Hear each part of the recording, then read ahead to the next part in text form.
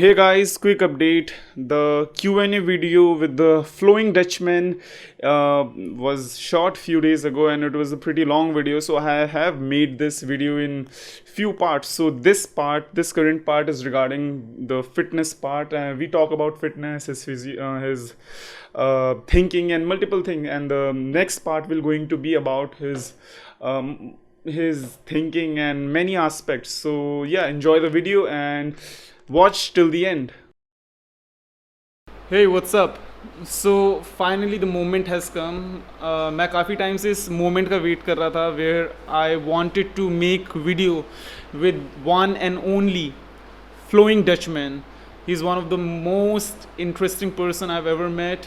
One of the legendary functional trainer, really kind-hearted person. Yeah, and he's really amazing, and I'm really happy that he gave me a chance of interviewing him. I have really a lot of question about his life, his ideology, what he thinks, how he thinks, what is vision, what he thinks about his life, he thinks about the world, a lot of things. So it is going to be pretty different video. So if you are coming from Flowing Dutchman's channel, you are going to love him because you are going to see his actual personality, what he is as a person. So Harbert, welcome. Ram Ram. Welcome, guys. So finally, after so long, we are here.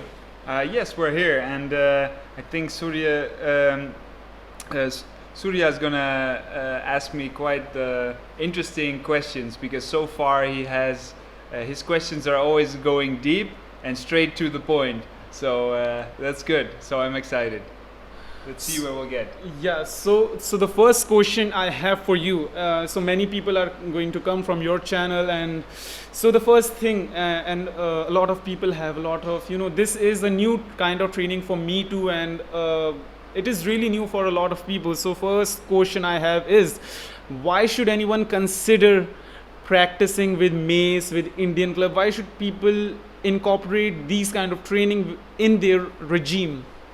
Yeah, so then we're talking about someone who already trains, right? Because in the first place, you should start to move, right?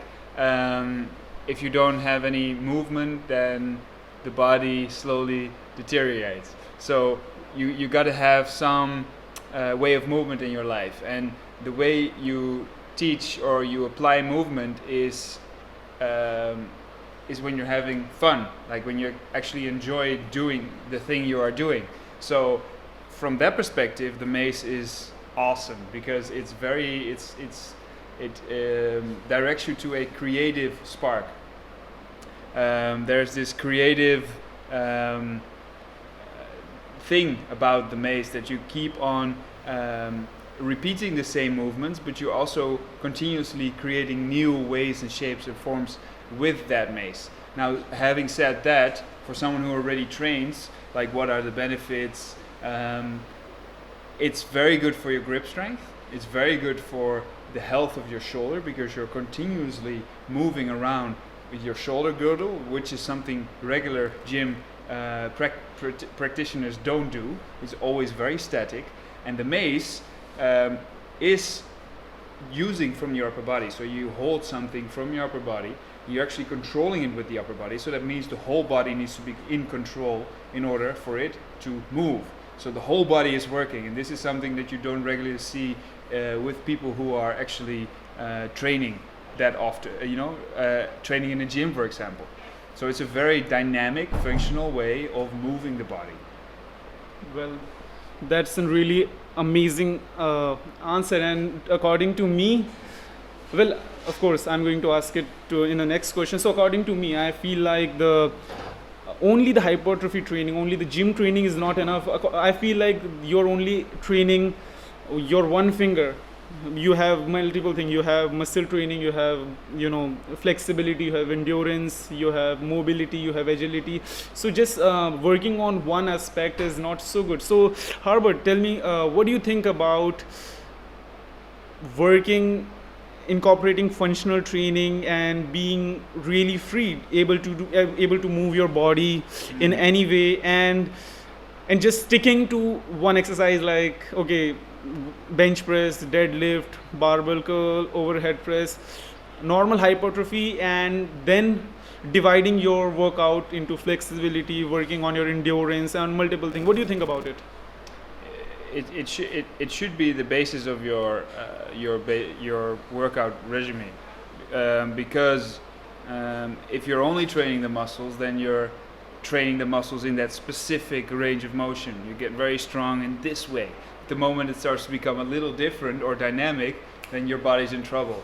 So you need to be able to control your body. And training is much more than just a muscle that grows.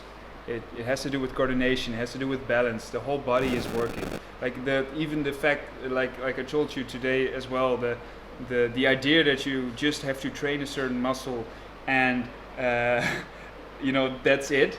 You grow the muscle, and that is the number one goal. And once your muscle is as big as it can be, then you have reached your goal. This is very new. It used to be that you train for a sport, you train for a specific goal, and you get better in order to get better at that specific goal. So in that way, the Mace works almost more like a training tool, like in the same way as people were training, for example, like I said, for climbing, when you actually have to move better. The way you get better at Mace training is actually to apply the skills and get better at those skills. And once you get better, then you can increase the weight. Once you approach it as a way to only build muscle and you start to flex and tense everything, then it starts to become less valuable, and also you'll be able to actually swing less of amount of weight. All right. So Harbert, tell us about your athletic background before coming to the functional training, before coming to the Indian traditional training. What you used to do when you were in high school? What you used to do when you were in your teenager? I used to play table tennis from 12 till about 16, I think, and then I picked up Krav Maga. I did that for 2 years, was really into it, and that's also the time I started to grow a little bit. Like I actually started to enjoy like doing push-ups and working on my body a little bit, but it was like 2 times or 3 times a week. And then I went to the university and I joined a rowing club, so a university rowing club. And so I was part of the freshman 8, and that basically means that you had to train every day and work on your food. You cannot drink alcohol, and that was the moment that the first time in my life that everything was everything was about training. Everything was about training in that moment itself. So that was the start. And then there was something interesting because I had back problems with the rowing. So I had already sometimes some back problems before, but it really started to come up when I started rowing. So somebody told me a few back exercises to do, like those machine exercises, pull-ups, to strengthening my back so that I wouldn't have those problems anymore. And that was the moment I really started to enjoy strength training. So I started to incorporate some deadlifts, some back training while I was rowing. And then when I stopped rowing, I basically continued the training. So I didn't start drinking alcohol again. I didn't start waking up late again. I started to work out every day, basically strength training. So all types of going up in weight or hypertrophy, maximum weight, like I did those types of things. And then slowly I started to incorporate more functional types of workouts. I really started to enjoy the rib trainer, the club bell, and then slowly kettlebell. And then when I got that, I started my company, and then I bought a Mace at the same time. And I started to give group classes. I was a rowing coach before, so I just figured, okay, I can do this. So I went into that, and then slowly started to incorporate that more and more. And then once I really got it, then I became addicted to it. So, and then now I'm moving all day. That's amazing. That's really amazing. So now this might be a little bit controversial for some people, but but yes, he is one of the most subscribed channel who is constantly bringing up the training of the Mugdar, the training of gadas, the training of Indian club, which is considered as a dead tradition. To be honest, what you think that this kind of training are almost gone? And according to me, his channel serve the best purpose. He's the most. I think he's the best channel to look for. I mean, there are a lot of legendary people who are amazing at it, but they're not so much available on internet. So according to me, he's keeping that fire alive so that he can inspire people to look at the traditional training again. So my question now, the next question for him is, what attracted you to get into these kind of training? Who gave you these kind of training? How you got into it? And why you chose to why you chose to stick with this journey? I mean, many people try it, many people have seen it, but they were like, fine. What made you fall in love with the functional exercises, especially the Indian traditional exercise? So I think one of the first videos I saw was of Paul Tarasov-Kowinski, and he's someone from Australia who is into Indian clubs, and he also visited India. So the Akharas from Varanasi made videos about that, and I came into contact with his videos, and I was immediately inspired. It just seemed like surreal to me, those types of training, and that also got me involved with looking for the Gada, and then I saw some other videos online, and that basically got me in. I was already on YouTube for other things as well, so I was kind of used to taking in information from the internet already. So I think that was one of my the reasons why I really got into it, because I was able to get in contact with a community of people that was also doing the same thing very quickly, because I was the only one who was swinging in the Netherlands for like 3 years. So nobody knew what I was doing, but there was a community behind it, and that was very supportive. So everybody was looking toward each other, were finding new moves. Like it was a real new thing, and it only happened on the internet. So there were all small people from different countries who were actually practicing this, and that just made it very tight. And before I knew it, everybody was I was posting some hypertrophy stuff as well at that time on my channel, for example.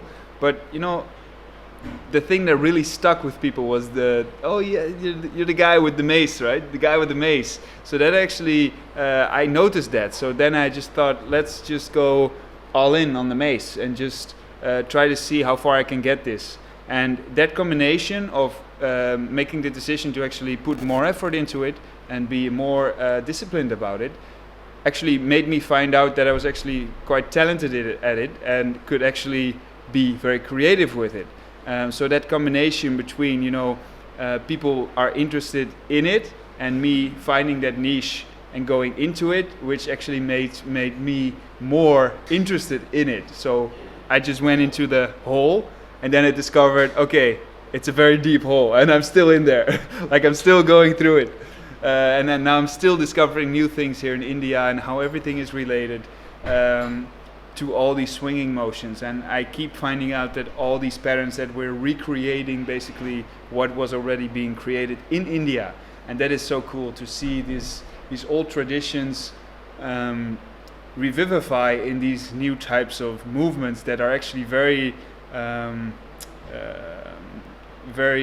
attractive for Western audiences, which is that's very cool. Just like yoga, which also became very popular. But part of my mission is also to show people that it actually came from India, which is something has not always been done. Okay, so one thing, so you've been into this journey since last 4 years, and when you were starting it, you had a lot of channels. Maybe those channels didn't had views and subscriber in millions, but they were available. Still not in millions, by the way. No, still not in still not in millions, by the way. Yeah, but now you are at the top. You are the pioneer of the the traditional Indian exercises. Now, maybe there are a lot of people who have been practicing these exercises, but they are getting old. Right. So the thing is, when you started your journey, you had a lot of mentors to look forward for. There are a lot of people in YouTube who are not as famous as the other mainstream YouTuber like AthleanX or other famous fitness YouTuber, but there were many. Now you're at the top. You're the pioneer of the Indian traditional exercise, and you're the only one. I mean, if we search Mace training or Gada training, you're at top 3. So now, who do you look forward to, or how do you feel? First of all, the first question is, how do you feel when you're at the top of the mountain, when people are looking forward at you, even your mentors, like whenever they search, you are at the top, and how it feels to you when you see that you have come so far that now you have no reference to look forward for. Like otherwise, you have some guy to, all right, I can take some ideas to, do things. Now you're at the top. How does it feel? Well, I wouldn't say I'm at the top of the mountain. Those are your words. I do notice that. I don't know. I guess I'm not that thinking about that too much. And it's also, it's happening slowly, so you don't really feel the change so much. Like it's like it's a goal that I set out, and then I just go and work for that goal, and then things start to happen. Like some video goes viral, and I'm like, yeah, that's part of the journey. That's supposed to happen. So I cannot really. What I do notice is that I get more messages from people, but having certain messages, like social media is still very distant. Like the amount of followers, and when people comment and they say they're a big fan of you, you read it and you're like, yeah, I'm glad you say it, but it's not a real human connection. So the internet world is still a little bit strange, right? So you have a lot of followers, but you're still alone on your telephone. Like even for someone else who sees your videos, it's like, whoa, but you receive it still in your telephone. So the moment it really starts to become apparent is when you actually meet people in real life. So I've done a few workshops in the USA, for example, and those workshops were, that was so amazing to actually meet the people who said they were fans, and they were actually fans. So that those moments do give me, a lot of satisfaction, and also like the hard work is like off. It's paying off in some sense, and the vision that I have is actually coming into fruition, and that is that is something cool. And I also find that in India now, people on the street who said, "Hey, I saw your videos." That's so random, man. There's so many people here living in India, and then someone just comes up to you and says, "Oh, I've watched your video," and then it's like, okay, so I'm starting to I'm starting to impact the things that happen around in the world, and also I really start to see that people are getting inspired by what I do. So people actually take action from me taking action. So that means you get this ripple effect, and that is basically the best thing that can ever happen, right? If you start the ripple and other people take up those ripples, then you start to make change in the world. So now I'm starting to realize that everything I do and everything I take a part of is starting to ripple, and the more it ripples, the more it will ripple. And that is the interesting thing. The larger your audience is, the easier it is to actually grow that audience. So yeah, it is not a question, but I want to mention it. He's really an amazing person, and he's one of the best trainer I've ever seen. So yeah, maybe we are friends, we are like brothers, but I'm really looking forward to learn many things. I mean, I really don't have any issues or kind of internal ego or attitude system like, okay, yeah, he has uploaded video, I don't have to see all the video. No, it's not like that. I watch almost all his video. I mean, maybe not a lot of videos. Yeah, I have seen his most of the video, and I'm really learning from him, and it is really an amazing experience, because when you're looking forward and you want to learn something from a person, and at the same and all of a sudden he's in front of you and you're taking his interview. It's like a dream come true. Now let me tell you, he's a really successful person. Successful why? Because if you talk about mainstream fitness YouTuber, if you talk about the mainstream YouTuber, they are making one video hundreds of time. How to build biceps, how the best ways to build biceps, top three exercise to build biceps. And yeah, it is true. Yeah, it is true. And the thing is, the niche, the audience is pretty wide. Everyone wants a great physique. Now why I'm telling him a really successful person, because he has created a community over such a small niche which is almost dead, but he's trying to revive it. He's trying his best. He's conducting workshops, he's traveling through countries, he's doing exercise naked in the park, he's doing everything so that people can come to him. Not fully naked. Not fully, not fully naked. That will be exposure.